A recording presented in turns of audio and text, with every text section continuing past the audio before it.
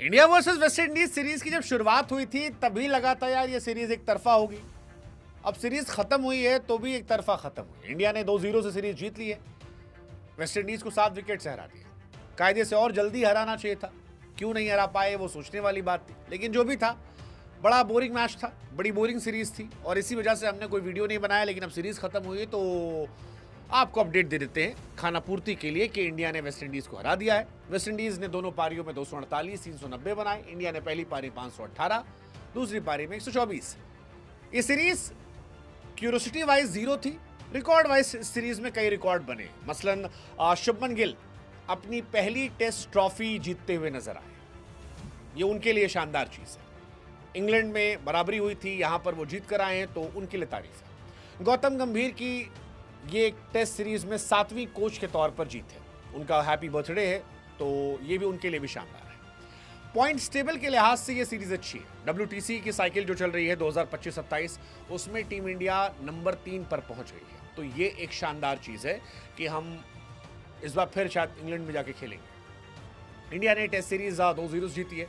Dominance India का था। पहले टेस्ट मैच में हमने 140 रनों से मैच जीता था। दूसरा टेस्ट मैच जो था 140 प्लस इनिंग से।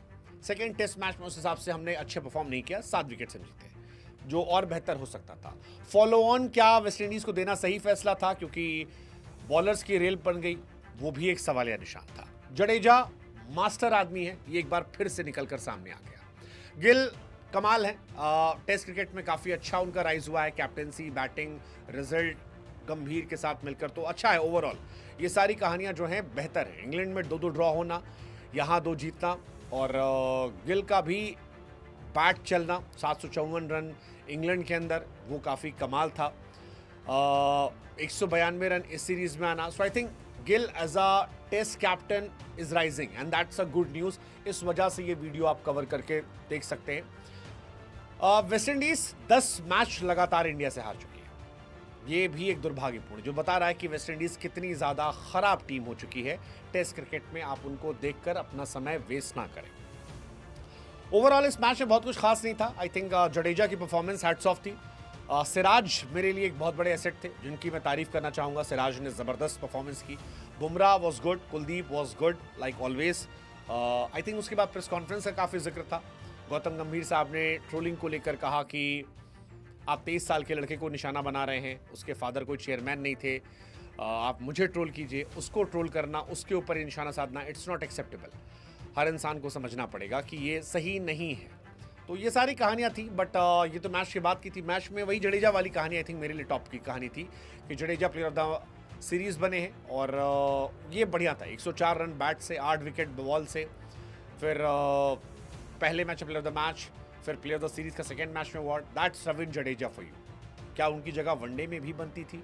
आप दे सकते थे। जडेजा वनडे के लिहाज से भी एक अच्छे प्लेयर होते, बट नहीं मिला। खैर, उनका 11th player of the match का अवार्ड था, 3rd player of the series की अवार्ड थी। जडेजा क्लोज टू 4000 रन हो चुके हैं, बैट से लगभग 39 का उनका एवरेज है, 338 विकेट है। आई थिंक ये बहुत बहुत बहुत बड़ा आंकड़ा है।